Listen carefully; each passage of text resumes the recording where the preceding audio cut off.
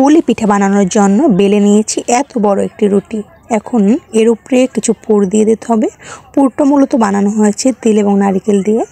তো এই পুর আমি দিয়ে দিচ্ছি। এখন পুলি পিঠার শেপ দিয়ে দেব।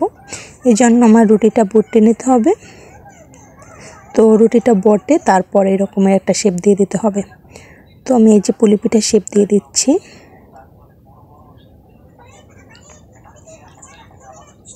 তো আমার শেপ দেওয়া হয়ে গেছে। এখন এটার একটা ছুরির সাহায্যে কেটে নিতে হবে।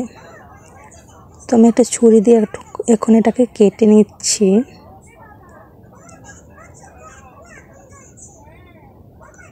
এই যে আমার কাটা শেষ।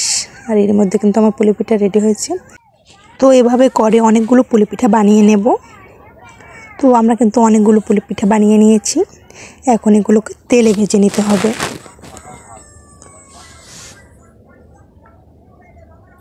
এখন এগুলো তেলে ভেজে নিচ্ছি।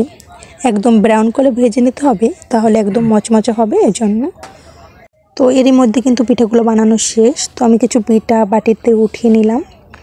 তো আজকে ভিডিও পর্যন্ত সবাই ভালো থাকবেন। আল্লাহ হাফেজ।